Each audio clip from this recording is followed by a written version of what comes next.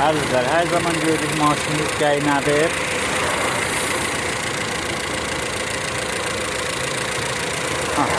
Bir dənə dəsmal tapacaqdır. Dəsmalı qəşəkdə nə? 3-4 dənə bu qətəyə böləcəksiniz, qətləyiəcəksiniz. Sonra qoyacaqsınız radiatın qabağına, kırıqmayacaqsınız. Radiatın qabağını açacaqsınız yavaş. Qapağı bir atmayacaqsınız. Ta bax, saxlayacaqsınız, ta buxar sıxa. Xışar halətini əldən verək.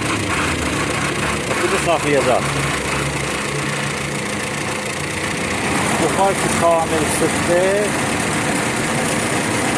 Sıxandan sonra bak ölür. Özünüzü kırıktırmayacaksınız. Sonra muhabbetini atacaksınız. Suyu tutacaksınız. Böyle.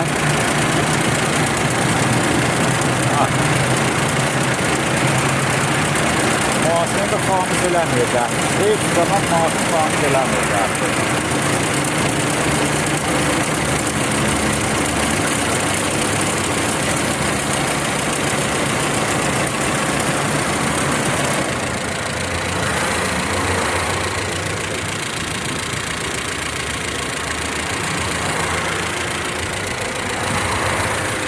Yaxşı.